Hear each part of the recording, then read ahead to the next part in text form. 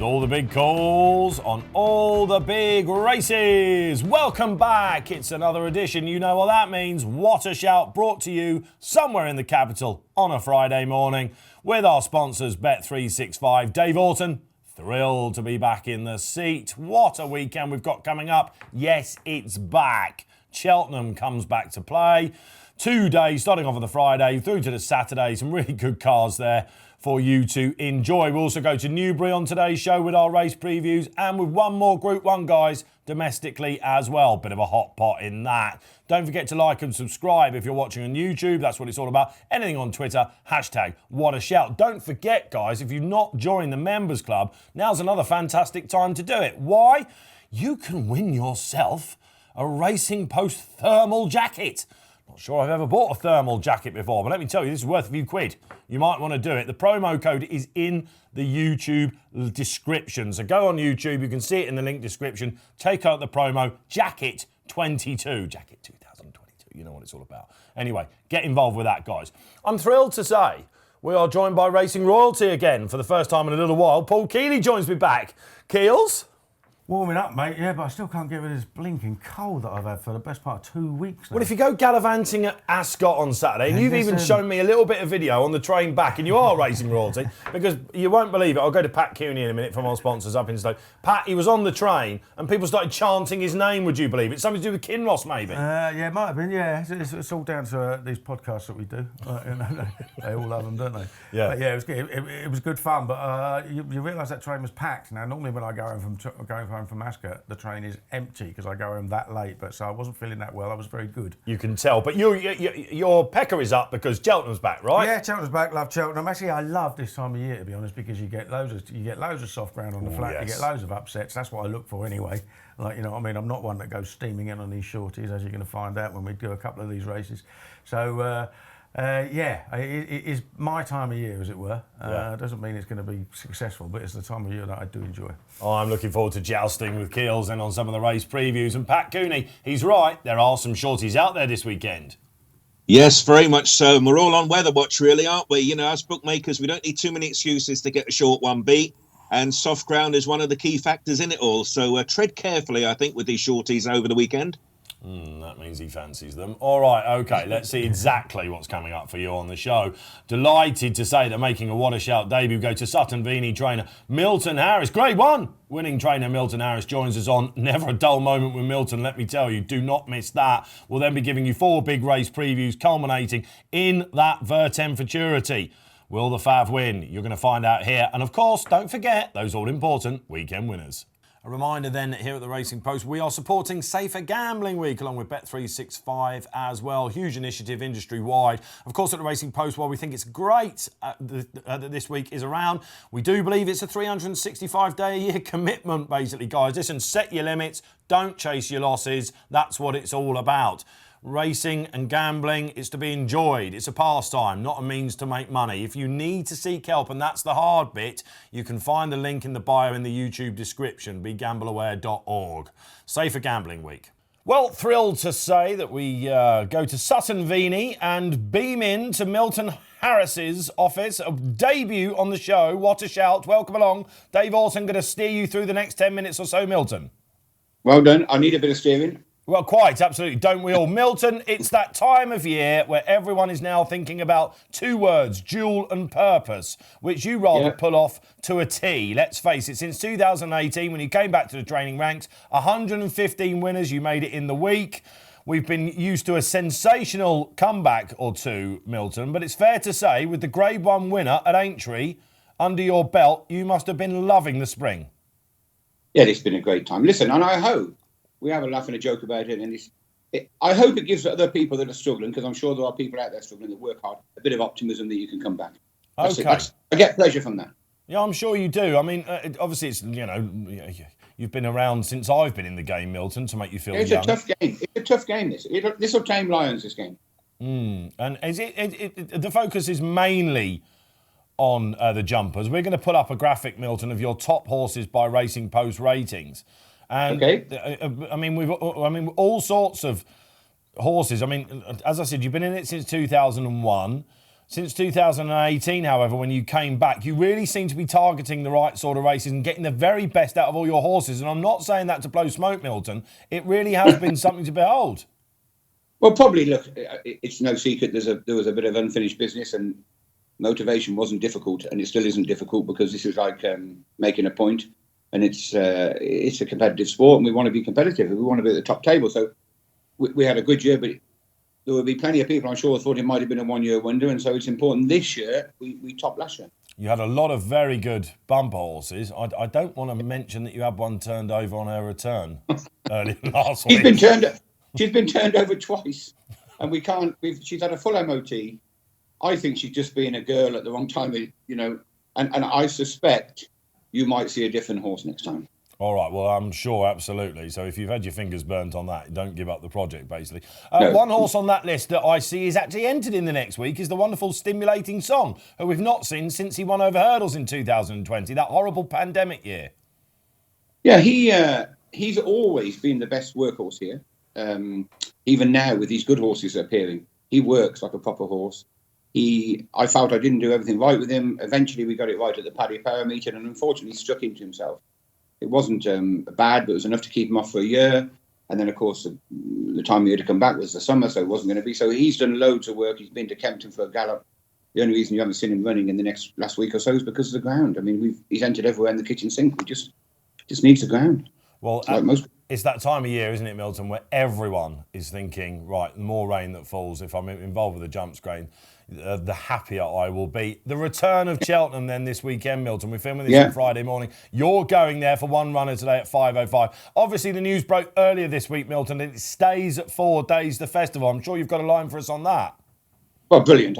Listen, I'd rather have the 3 days, if I'm honest. We can't keep diluting. I want a Cheltenham Festival winner, but, I want to win with a good horse.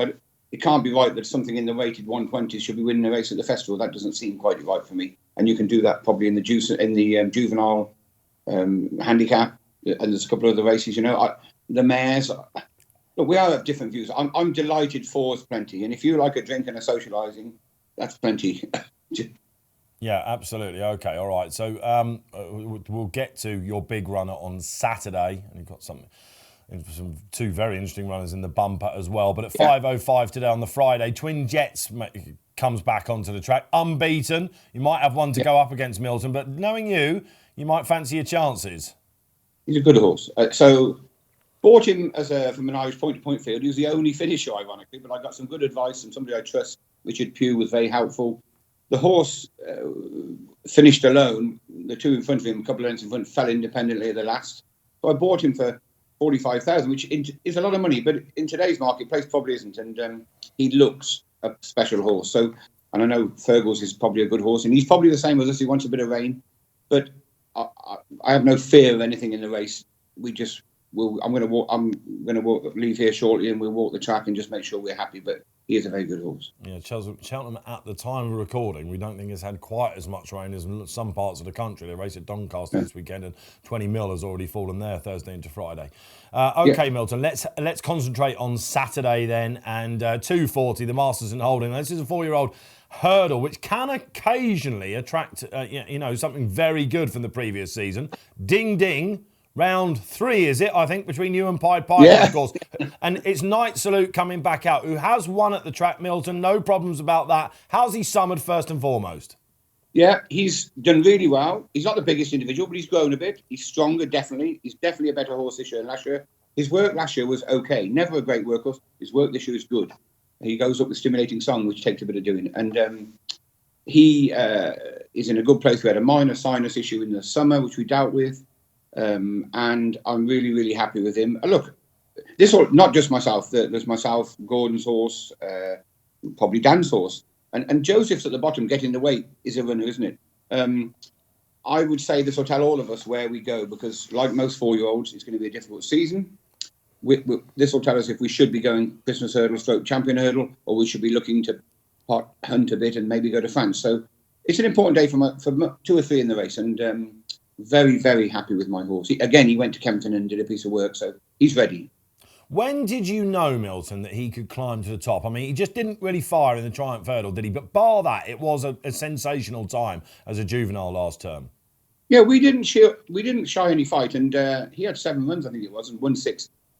But looking back, he was some bet, wasn't he, at Sedgefield, first time out at 14-1. But he always showed enough. And Andrew Bolden was very helpful buying him. I couldn't work out whether they kept running the horse over a mile when he's out of a Derby winner, out of an Oaks third, and he's bred to stay. And he's always been very professional. He's unassuming, no trouble to deal with. I'd love to say he's difficult to train, and we've done great, but he's not. And probably he's been one of the easiest horses in the yard to train. He's just a very professional, delicate fella. And look, every so often we get a catch it. I'm not suggesting he's catch it, but he's the same sort of profile, you know, an okay flat horse. He actually was a better flat horse than catch. And if you asked Alan at the time, I suspect, you know, at the same time, if you said to him you're going to win the Triumph Hurdle and Champion Hurdle, he'd have thought you off your rocker, wouldn't he? So, look, we've got 15 or 20 pound to find, haven't we? You know, you want to be getting close to 170 to be a Champion Hurdle contender. We're 146, 147. But the same as Pied Piper, you know, we've got to find a bit. But they're young horses improving, and who's to say we won't get ourselves in a position where, you know, the Champion Hurdle looks like two real good horses that have got to get there on the day, with the rest of them, you know, playing for minor honours. Well, we've all got to get them, ourselves included, haven't we? Is he a horse that might step up in Trip Milton at some point? Yeah, 100%. And I would run him on the flat because he's so well handicapped on the flat. But I couldn't at this stage. There isn't any benefit. We could be running in a 0 to 80 for 10 grand, and actually he's going to be running for good money over hurdles.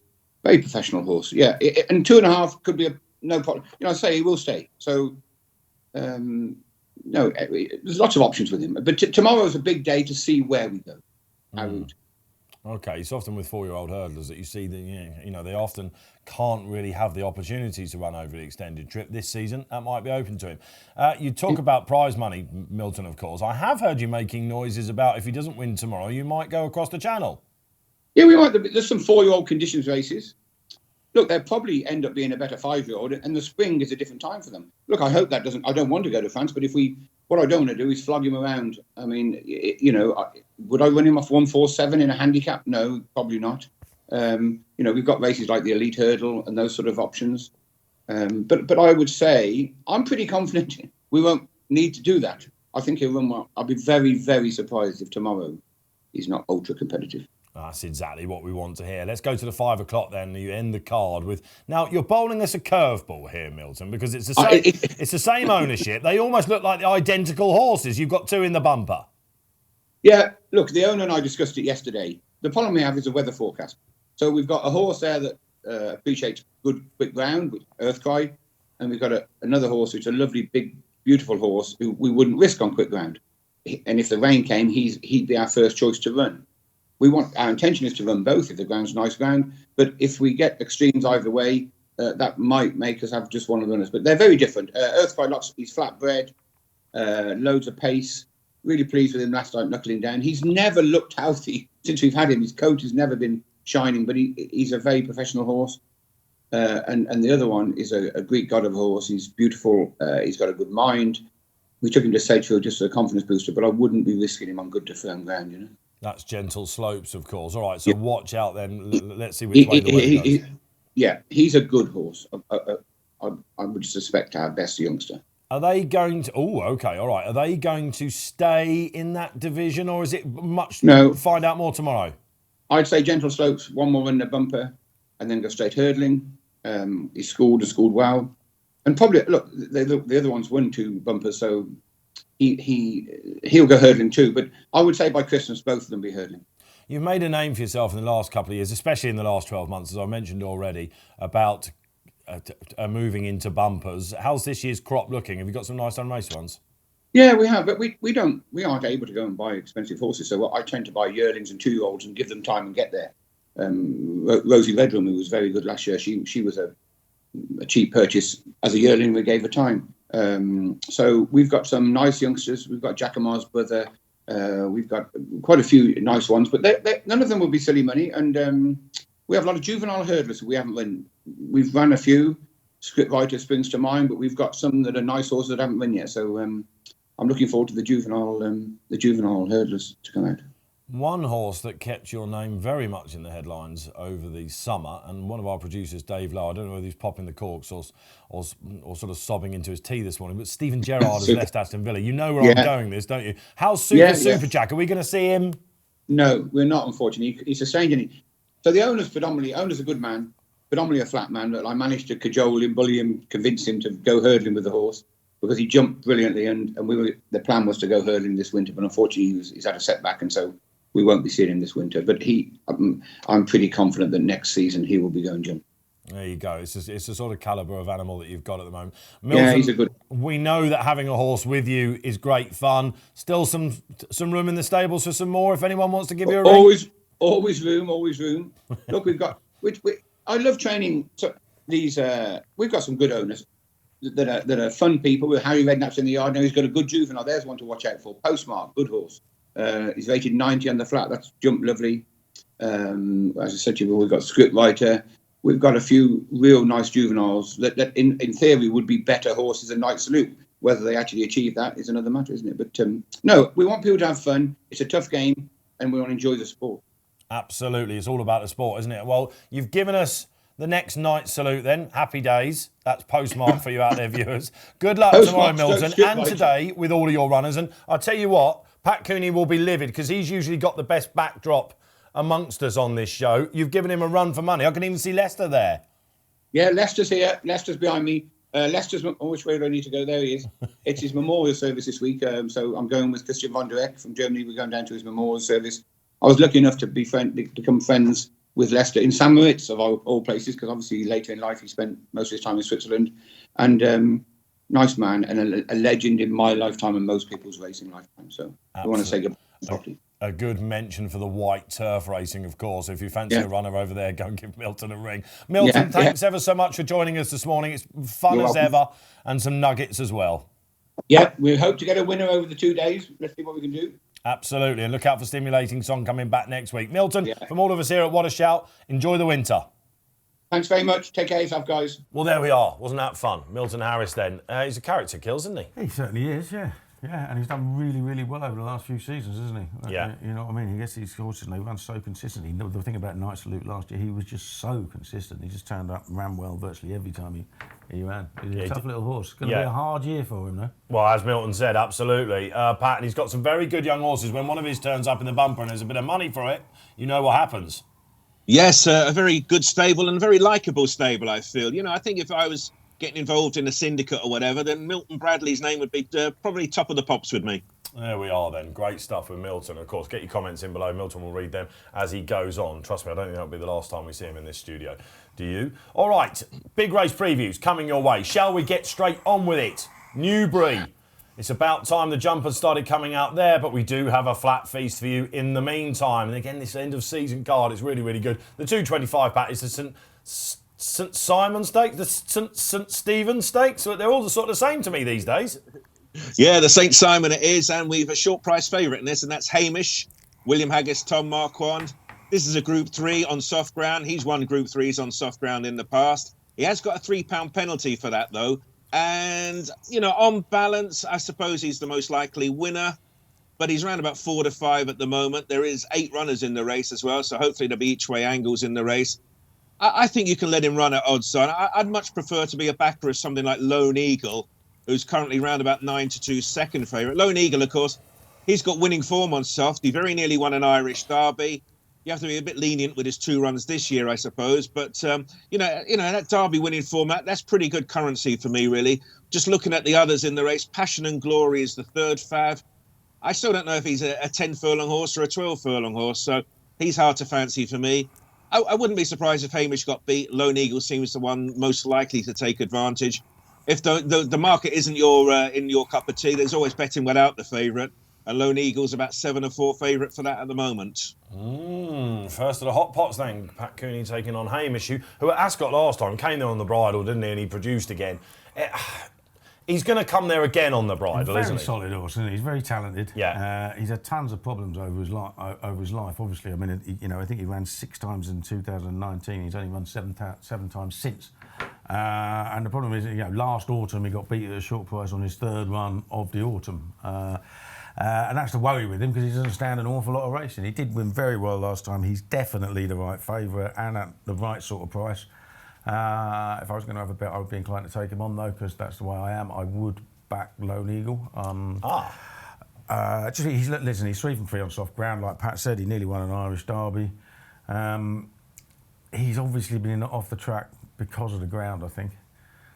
Because he obviously needs a bit of dig in the ground. It's been a baking hot summer all year. But the fact that they're bringing him out end of season, there's not much else to go for. I'm gonna say he's gonna be pretty hard fit.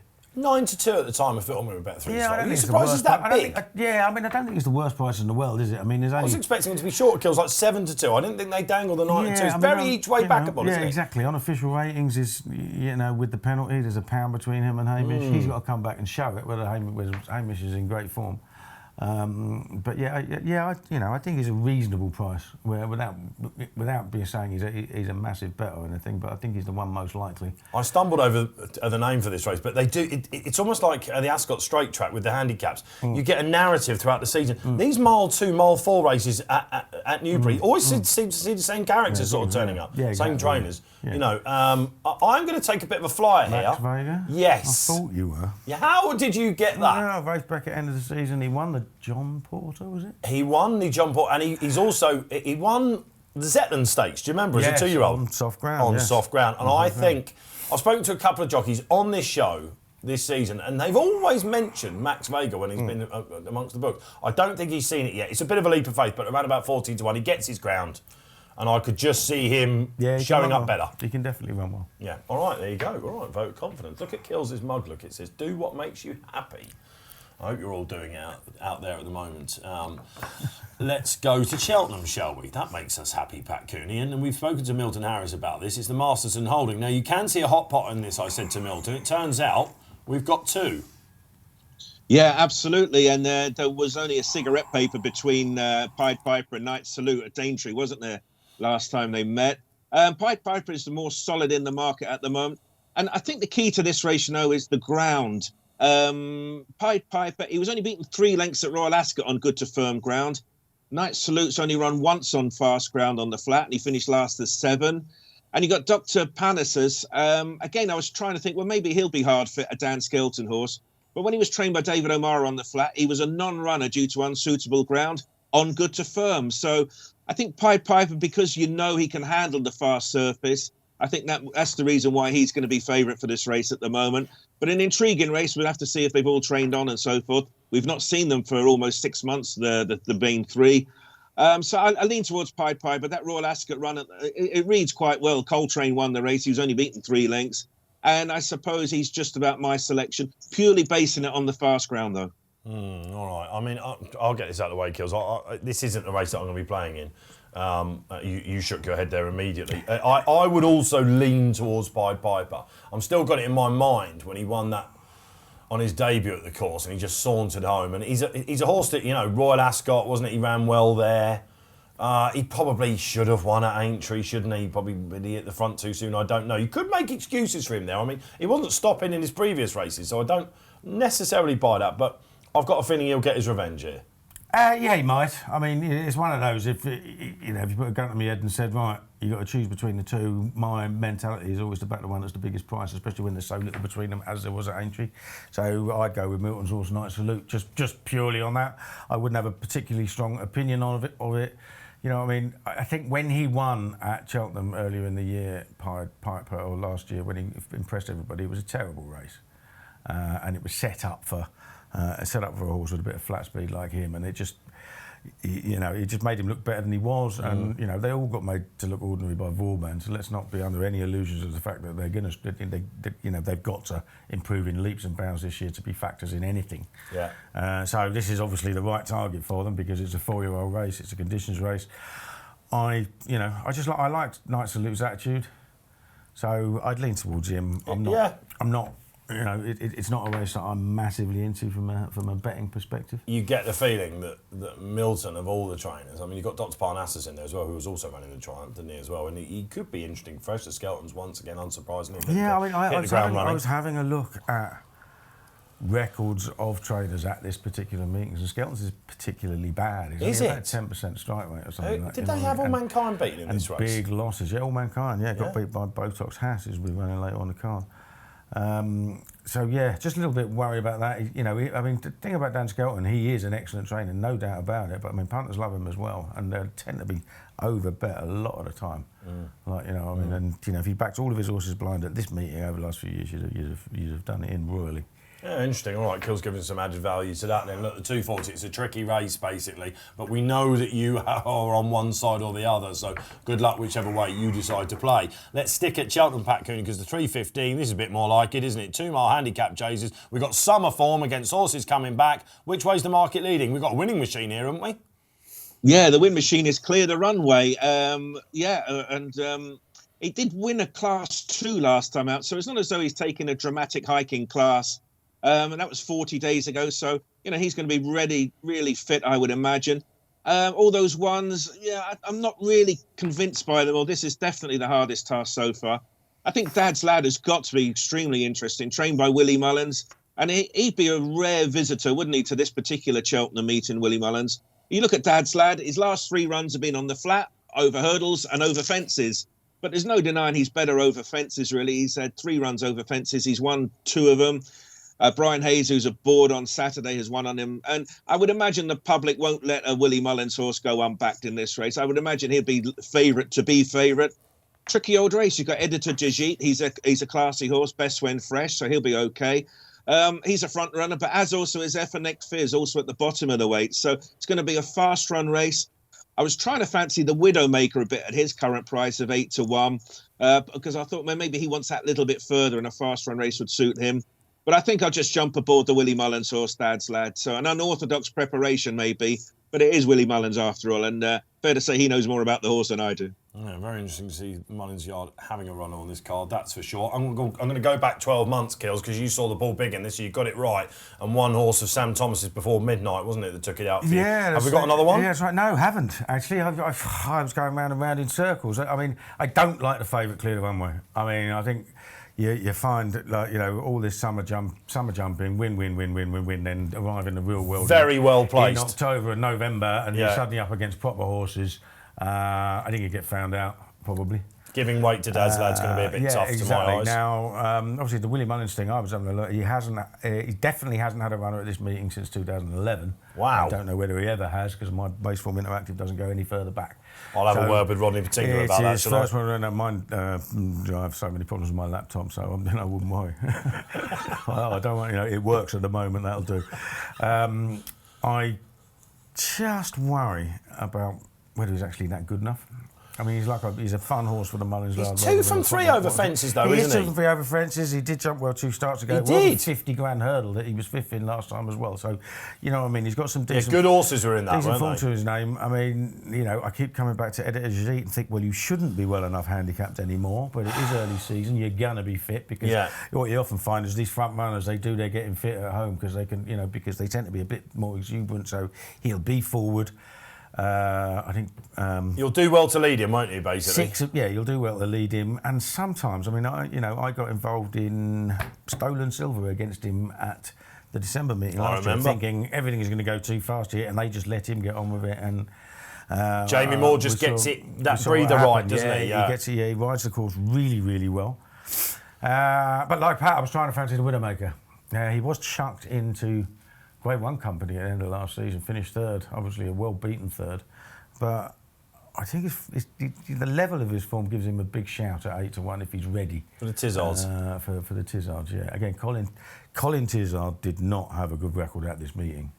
But Joe seems to have done things a little bit different, because he hasn't had anywhere near as many runners over the last few weeks as Colin would have done. So we'll have to wait and see how that plays out. Obviously, a new man at the helm.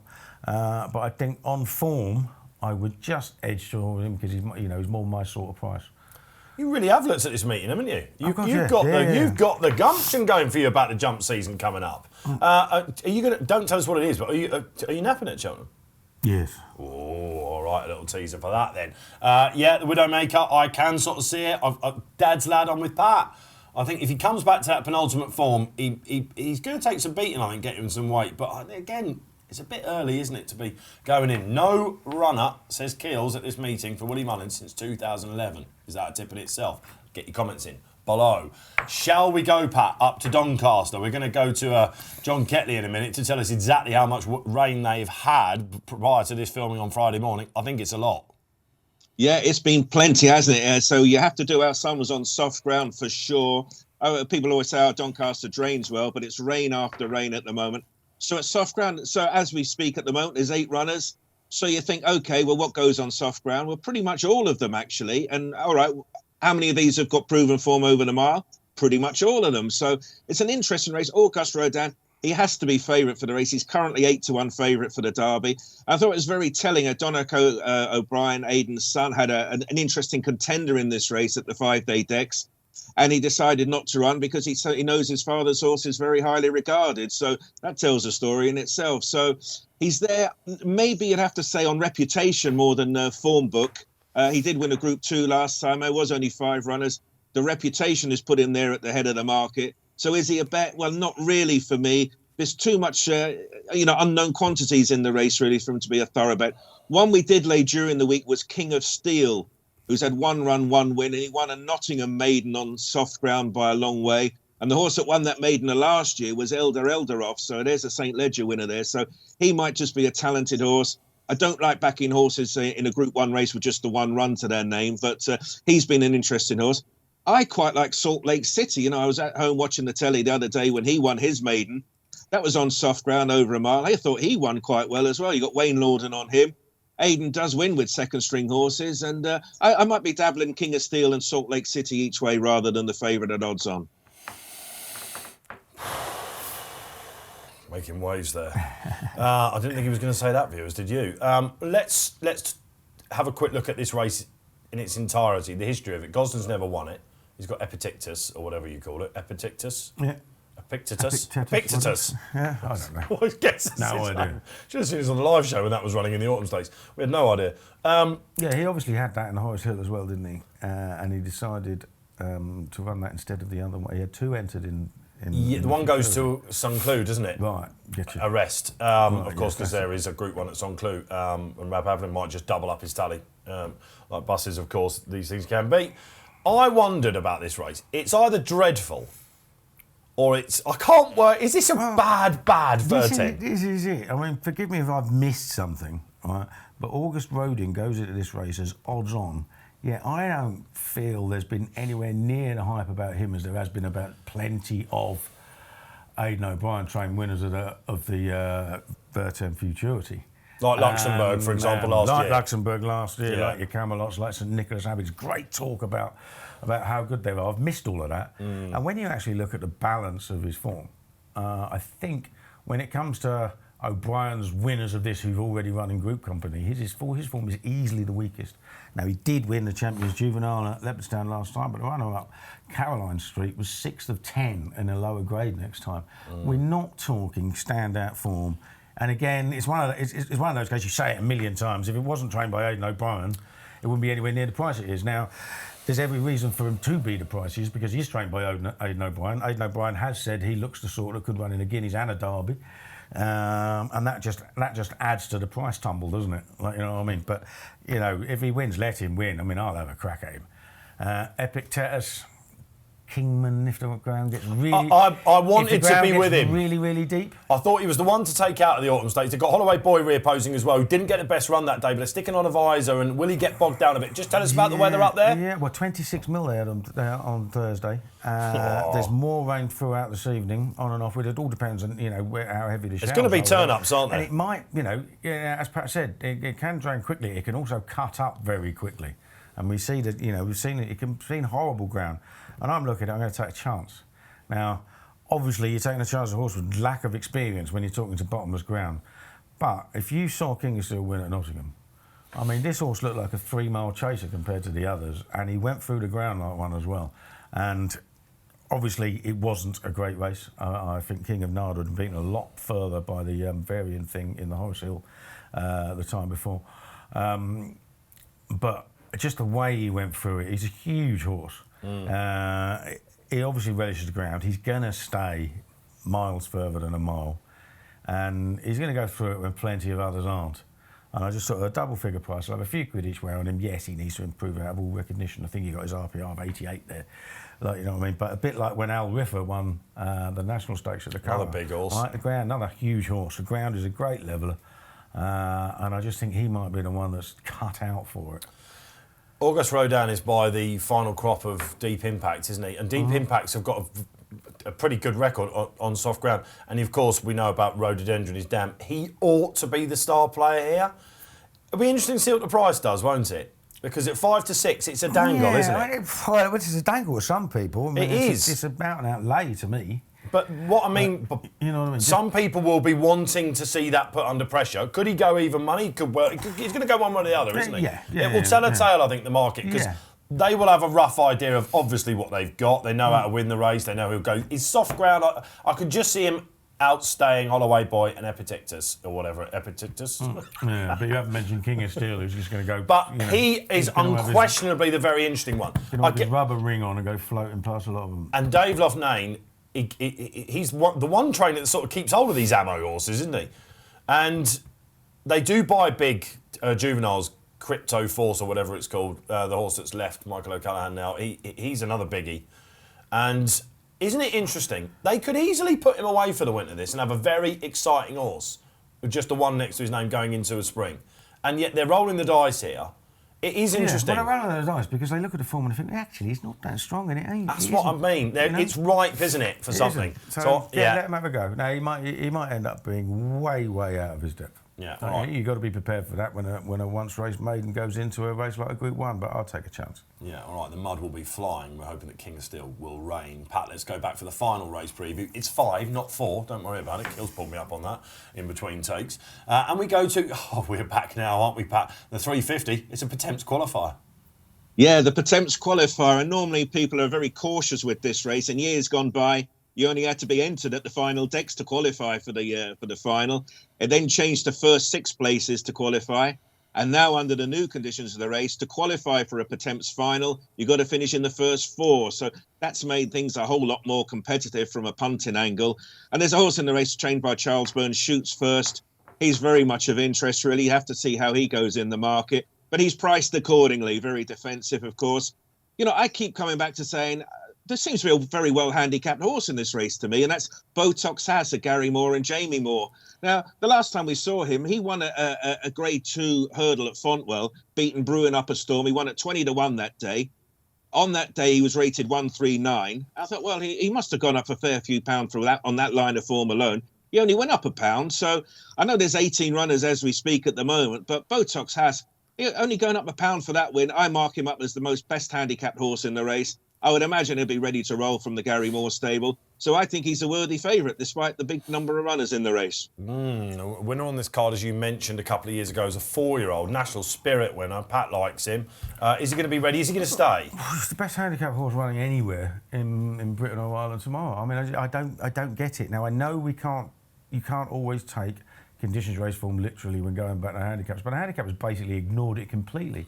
Now, bear in mind, he was rated 139 that day. He was getting £6 off the second and third, but the second was rated 158, the third was rated 146, and would have been second or third in the Aintree Hurdle next time. The fourth did finish second in the Aintree Hurdle next time and was rated 153.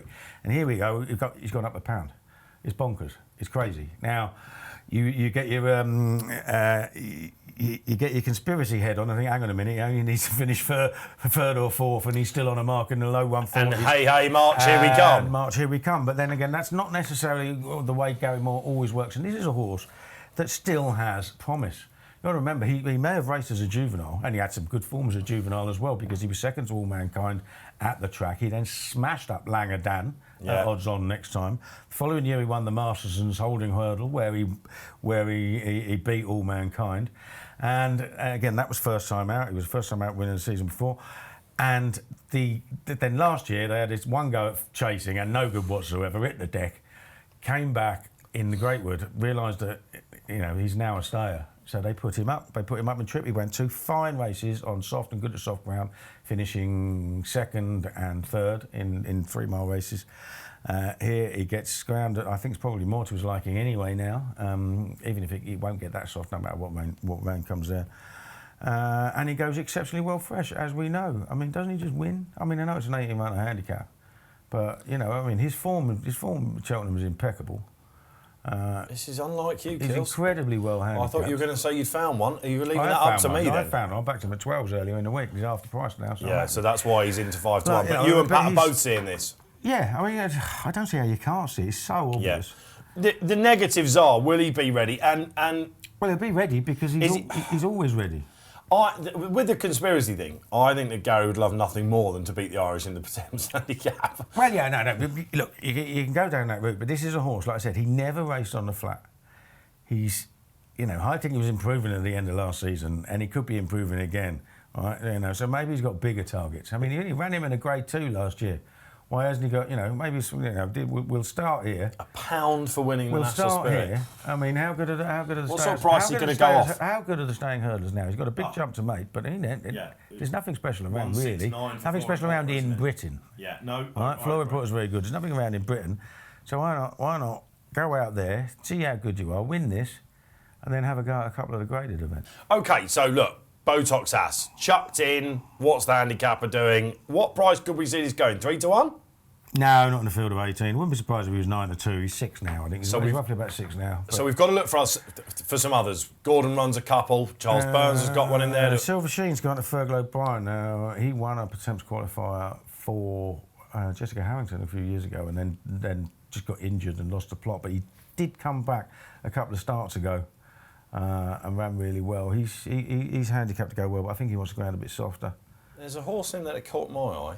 Darrow O'Keefe on course and distance when they're called Streets of Doyen, who finished 3rd in Albert Bartlett. He has lost his way a little bit, but his debut for Thomas Gibney was a definite sighter for something. And he is well handicapped. I mean, he had Statler behind him that day. He has run well hill before. I think he was trained by John McConnell, wasn't he? He was a novice hurdle winner for John McConnell here, and he's got some good form here. He was another one on the list. If he comes back, then what price is Streets of Doyen with you, Pat, at the moment? He's around about 14 to 1 chance. So, and the last time we saw him, he did run quite well, didn't he? He's an interesting horse if based on his overall level of form. Yeah, I could see a few quid flying around for him for sure. All right, then, if there's a danger to Botox ass, I think that might be it. There are your Saturday big race previews.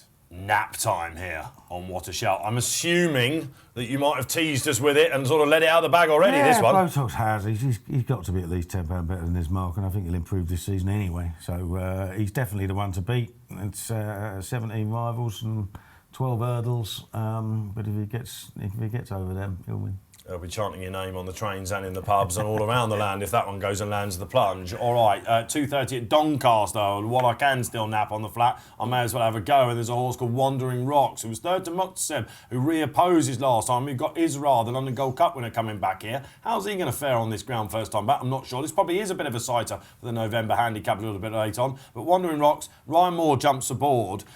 Doing all his best work late. Watch that on your Members Club videos. It's going to be hard not to back him. I think he'll love the soft ground, and he's a course winner as well. Pat Cooney, complete the treble. Yeah, I was really tempted to have some Botox at Cheltenham as well, but I'm going to play it safe at Doncaster. We need it, don't we, Pat? Speak for yourselves, old man. Speak for yourselves.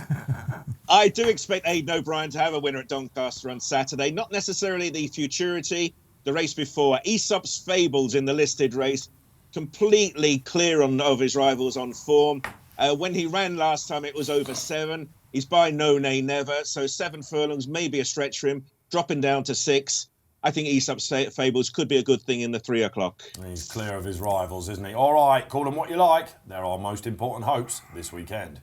Well, that is all we have time for here on this week's What a Shout. My thanks to Paul Kealy, still coughing and spluttering, man, but I've got a feeling if Botox ass gets over the line, that'll be a long well, the problem is, that's the problem with Ascot. I had a massive shout in the first race at Coltrane, and then a massive shout with Kinross, and then I was like, oh my God, I'm even worse now. So I'm gonna take it nice and easy. I'm gonna stay off the booze. Very quiet, and hopefully I can just shift it by being good. It's great to have you, Kez. We'll see you next week as well. Can't wait for that. Pat, lovely to have you as ever. Enjoy the weekend, my man. Yes, looking forward to it. And isn't it great to have Cheltenham back? Very much so. Here, shout the viewers. Great to have you watching us this weekend as well. Let's hope you've enjoyed the show. If that's the case, like and subscribe. Don't forget to get your comments in below. We love to read the naps, all the feedback's what keeps these shows going. All right then. So don't forget, of course, that the best horse racing app just got better. You can download the free new Racing Post app. Go to the Google Play Store, the App Store itself. You get this man tipping them all up, left, right and centre for you and everything else. It's going to be huge in the next year. Don't forget to do that. Don't forget, Gamble Responsibly. Safe Gambling Week is what it's all about. Our MO here at the Racing Post and Bet365 as well. Loads of sport out there. From myself, Dave Orton, enjoy it.